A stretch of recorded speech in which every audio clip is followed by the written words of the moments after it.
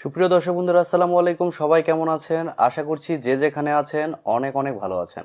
দর্শক বন্ধুরা, finally global market সহ ইন্ডিয়ান মার্কেটে লঞ্চ হয়েছে নাথিং ফোন 1। এই ফোনটি নিয়ে অনেকের আগ্রহ রয়েছে, আর ভালো ব্যাপার হচ্ছে এই ফোনটি খুবই তাড়াতাড়ি বাংলাদেশের মার্কেটেও চলে আসছে। গ্লোবাল মার্কেটে এই ফোনটি 3টি ভেরিয়েন্টে লঞ্চ হয়েছে, আর বেস ভেরিয়েন্টের প্রাইস রাখা হয়েছে 399 ইউরো। আর এইরকম প্রাইস পয়েন্টে এই ফোনটি দারুণ কিছু অফার করছে। যেমন এই ফোনে থাকছে Qualcomm Snapdragon 778G plus 5G chipset, এবং আরও থাকছে 50 মেগাপিক্সেলের OIS যুক্ত ক্যামেরা। এছাড়াও থাকছে খুবই ভালো একটি ডিসপ্লে। সো সব কিছু মিলে এই ফোনটি কেমন হবে এবং বাংলাদেশের মার্কেটে এই ফোনটি কবে আসবে এবং এর দামই বা কেমন হতে পারে, এই সবগুলো প্রশ্নের উত্তর থাকবে আজকের এই ভিডিওতে। সো আপনারা যারা 40 থেকে 50 হাজার টাকা বাজেট সেগমেন্টে একটি এক্সেপশনাল ফোন নিতে চান, তারা এই ভিডিওটি পুরোটা দেখবেন। আর আপনারা দেখছেন টিভি টেকটিউব এবং সবসময়ের মতো সাথে আছে আমি প্রান্ত। সো ভিডিওটি ভালো লেগে থাকলে ভিডিওতে একটি লাইক দিতে ভুলে যাবেন না কিন্তু। আর আপনি যদি আমাদের চ্যানেলে নতুন হয়ে থাকেন, সেক্ষেত্রে আমাদের চ্যানেলটি সাবস্ক্রাইব করে পাশেই থাকবেন। প্রথমে যদি ফোনটির ডিজাইন এবং বিল্ড কোয়ালিটি নিয়ে কথা বলি, তাহলে এই ফোনটির ব্যাক সাইডে থাকছে গ্লাস এবং ফ্রেমে থাকছে অ্যালুমিনিয়াম। তবে ব্যাক সাইডের গ্লাসটা ট্রান্সপারেন্ট বলতে পারেন, এর কারণে ভিতরের অনেক কিছুই দেখা যাচ্ছে। এই ফোনটির থিকনেস করা হয়েছে 8.3 মিলিমিটার এবং ওজন করা হয়েছে 193 গ্রাম। ভালো ব্যাপার হচ্ছে এই ফোনটির ব্যাক সাইডে আপনারা মাল্টিপল এলইডি লাইটস পেয়ে যাচ্ছেন, যার নোটিফিকেশন, চার্জিং প্রসেস এবং ক্যামেরা ফিল্ড লাইট হিসাবে ব্যবহার করা যাবে। আর এই বিষয়টি পার্সোনালি আমার কাছে কিন্তু খুবই ভালো লেগেছে। আশা করি আপনাদের কাছে ওই বিষয়টি ভালো লাগবে। এই ফোনে থাকছে IP53 ডাস্ট অ্যান্ড স্প্লেশ প্রোটেকশন। এক কথায় বলতে গেলে এই ফোনটি ওয়াটারপ্রুফ। তবে এই ফোনে আপনারা 3.5 মিলিমিটার হেডফোন জ্যাক পাচ্ছেন না, আর শুধুমাত্র এই ফোনটিতে 2টি সিম কার্ডই ব্যবহার করা যাবে। নাথিং ফোন 1 এই ফোনটির সামনে আসলে আপনারা পেয়ে যাচ্ছেন একটি ফুল ভিউ ডিসপ্লে, যার উপরের অংশে বাম সাইডে পাঞ্চলের মাধ্যমে বসানো থাকছে সেলফি ক্যামেরাটি। আর ডিসপ্লের চিন বা বেজেল একেবারে নেই বললেই চলে। ভালো ব্যাপার হচ্ছে এই ফোনে থাকছে ইন ডিসপ্লে ফিঙ্গারপ্রিন্ট সেন্সর, আর এই সেন্সরটি খুবই ফাস্ট এবং অ্যাকুরেট বলে জানতে পেরেছি। ফোনটি আপনারা 2টি কালার ভেরিয়েন্টে পেয়ে যাবেন, ব্ল্যাক এবং হোয়াইট। সো ওভারঅল সব কিছু মিলেই ফোনটির ডিজাইন এবং বিল্ড কোয়ালিটি আপনাদের কাছে কেমন লেগেছে কমেন্ট করে আপনাদের মূল্যবান মতামত অবশ্যই জানাবেন। আর আমার কাছেও পার্সোনালি ফোনটির ডিজাইন খুবই ভালো লেগেছে। 10টি ফোন যদি এক জায়গায় রাখা হয়, সেক্ষেত্রে এই ফোনটিকে আলাদা করা খুবই সহজ হবে। ডিসপ্লে নিয়ে কথা বলতে গেলেই ফোনে থাকছে, যার রেজুলেশন হিসেবে থাকছে 1080x2400 পিক্সেল এবং আরও থাকছে 402 ppi ডেন্সিটি। এই ডিসপ্লের ভালো ব্যাপার হচ্ছে এই ডিসপ্লেতে থাকছে 120 হার্টজের রিফ্রেশ রেট এবং এছাড়াও থাকছে HDR10+ এর সাপোর্ট এবং আরও থাকছে 1200 নিটস পিক ব্রাইটনেস। এর কারণে এই ফোনটি যখন আপনি আউটডোরে ব্যবহার করবেন, তখন ডিসপ্লেতে ব্রাইটনেসের ঘাটতি ফিল করবেন না। আর OLED প্যানেল হওয়ার কারণে ডিসপ্লের কালার কোয়ালিটি কিন্তু যথেষ্ট ভালো হবে। ডিসপ্লেতে যে কোনো কন্টেন্ট প্লে করে তা আপনি দেখে অনেক বেশি মজা পাবেন। এই ডিসপ্লের প্রোটেকশন হিসেবে থাকছে কর্নিং গরিলা গ্লাস 5 এবং এছাড়াও থাকছে 1 বিলিয়ন কালার সাপোর্ট। নাথিং এই ফোনটিতে অস্থির একটি ডিসপ্লে ব্যবহার করেছে, এই বিষয়টি স্বীকার করতেই হবে। ফোনটির সফটওয়্যার এবং পারফরমেন্স নিয়ে যদি আমরা কথা বলি, তাহলে এই ফোনে থাকছে নাথিং ওএস, যার ব্যাক এন্ডে থাকছে অ্যান্ড্রয়েড 12। নাথিং তাদের ওএসকে খুবই ভালোভাবে অপটিমাইজ করেছে, বলতে পারেন তারা এখানে স্টক অ্যান্ড্রয়েড ব্যবহার করেছে। আর একটি নতুন ব্র্যান্ড হিসেবে এই বিষয়টি খুবই ভালো করেছে তারা। ফোনটিতে চিপসেট হিসেবে থাকছে Qualcomm Snapdragon 778G plus 5G chipset, যা 6 ন্যানোমিটার আর্কিটেকচারে তৈরি করা একটি Octa-core প্রসেসর, এবং জিপিইউ হিসেবে থাকছে Adreno 642L। Adreno 642L এই জিপিইউটাও কিন্তু যথেষ্ট পাওয়ারফুল।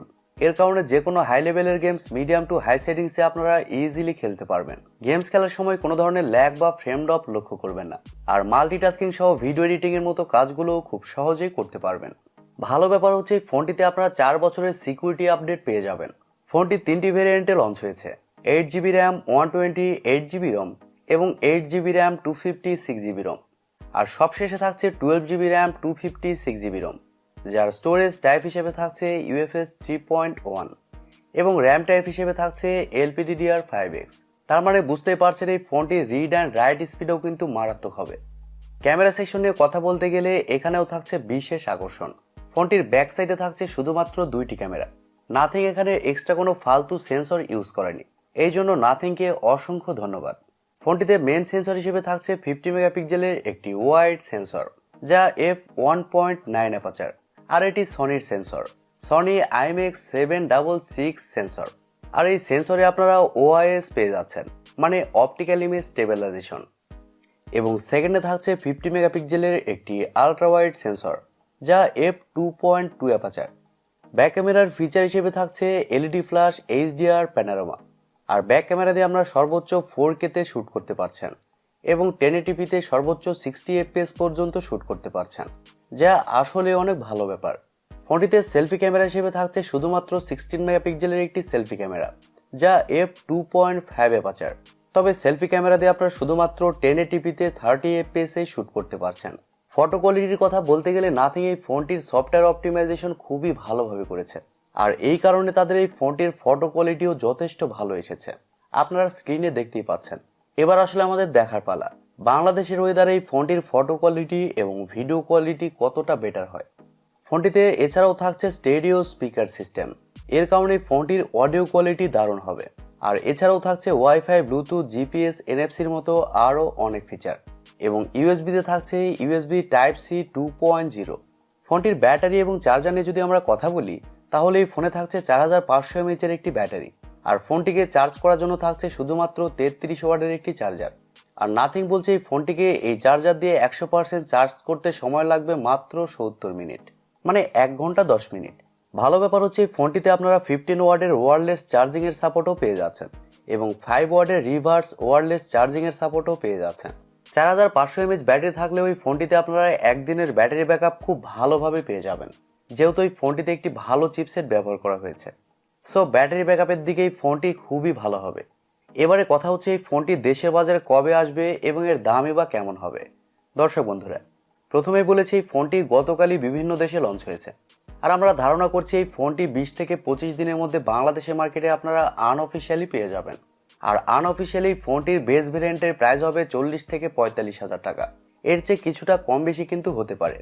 আর 40 থেকে 45 হাজার টাকা বাজেট সেগমেন্টে এই ফোনটি দারুণ কিছু অফার করছে এবং ইউনিক কিছু অফার করছে।